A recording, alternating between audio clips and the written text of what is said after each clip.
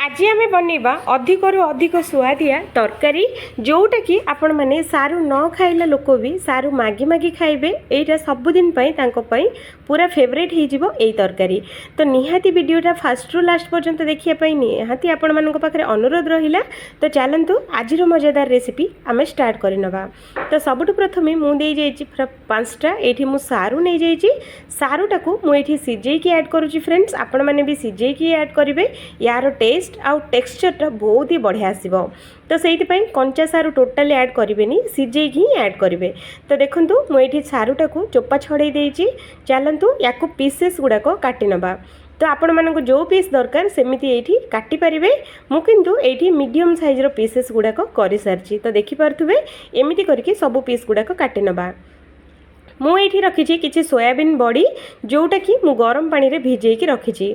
तो सांगरे नहीं जावा ये आम अधा कप हलदी दही अधा चामच आमर हलदी गुंड अधा चामच धनिया गुंड अधा चामच ये लंका गुंड देकी यहाँ को गोटे बढ़िया मसलाटे तैयारी करवा। तो देखूँ एमती करके तापर कढ़ई बसैबा। कढ़ई गरम हो सारापर किसी रिफाइन तेल ये आम देदेबा।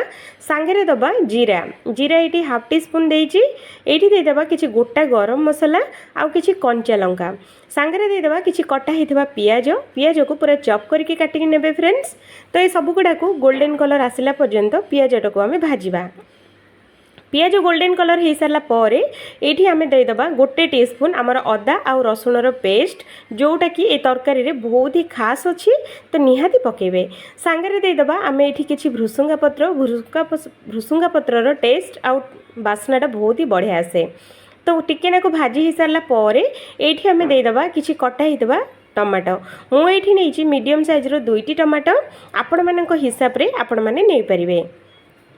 तो ये सबूक बढ़िया से गोलई दबा। आउ 2 ରୁ 3 मिनट घोड़े की स्लो मीडियम रे छाड़ीदबा। 2 ରୁ 3 मिनट हो सारी फ्रेंड्स। चलते देखा आम टमाटो गुड़ा केमिति होइछि। तो देखो टमाटो गुड़ा एकदम सॉफ्ट हो जाइए। आमर टमाटो बहुत ही बढ़िया से सिझी भी सारी। तो ये आम कौन करवा स्वाद अनुसार लुण देदेबा। आउ थे या बढ़िया से गोलई नवा। तो देखो एमती करके टमाटोटा को पूरा एकदम चॉप करके सिझेबे फ्रेंड्स। टमाटो जिते ये सिझिब तरकारी टेस्ट बहुत ही बढ़िया आसो। ये मुझे दूसरी दही गोलई जो रखी थी लंका गुंड हलदी गुंड धनिया गुंड आ दही ये आम देदेबा। देकी ए मसलाटा को बढ़िया से आम कषा 5 ରୁ 6 मिनट पर्यंत पूरा स्लो मीडियम रे आको घोड़े घोड़े मसलाटा को कषा।